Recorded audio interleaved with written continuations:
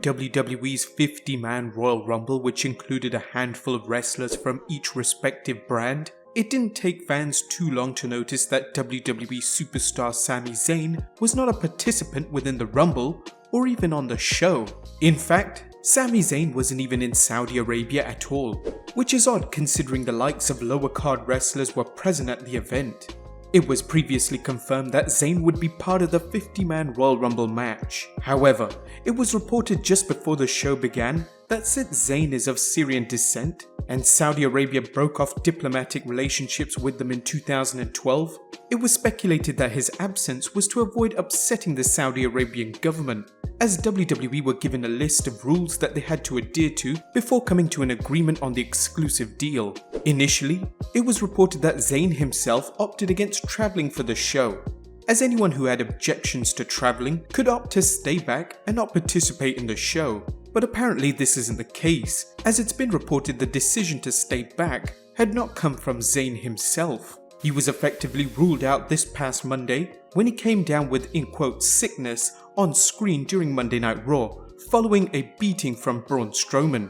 When WWE were asked about Zayn's no-show at the event, they released this statement: "WWE is committed to embracing individuals from all backgrounds, while respecting local customs and cultural differences around the world."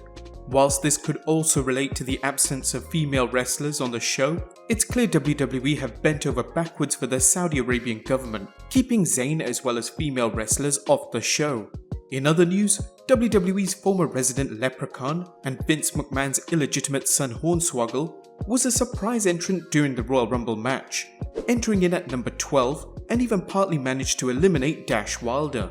Sadly, he was eliminated shortly after, but his elimination was disputed as he only went through the second rope, but we guess having him launched over the top rope probably wouldn't have been safe.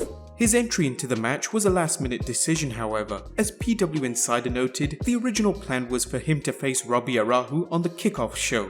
Arahu, who once worked on the mini-color commentary table during Hornswoggle's WLC match against El Torito at 2014's Extreme Rules pay-per-view, had to sit out from the Greatest Royal Rumble. It's speculated the reason for the change was to replace either The Big Show or Kane, as both were pulled out of the Rumble at the last minute. Hornswoggle commented on his return to Twitter, "Life is pretty crazy sometimes.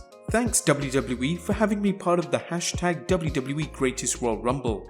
Got to dust off the old suit for the first time in almost 10 years. Let us know in the comments below on what was your favourite moment at the Greatest Royal Rumble. Subscribe if you haven't already, and I'll see you next time with some more wrestling content.